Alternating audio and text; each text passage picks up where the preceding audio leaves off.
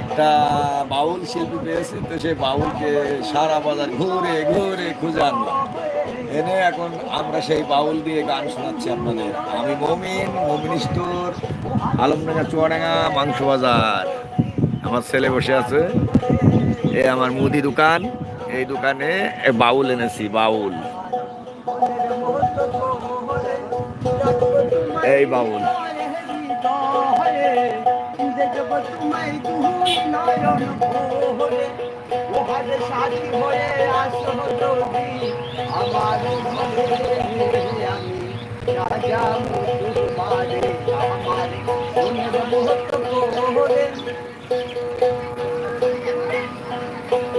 আমি ছাড়া ওই না বন্ধু, আমি ছাড়া ওই না বন্ধু,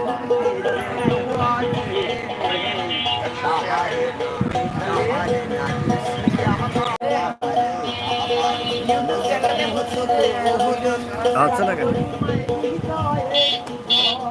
নষ্ট হয়ে গেছে, আর হবে না। এই যে একজন লাইকও দিয়ে দিয়েছে,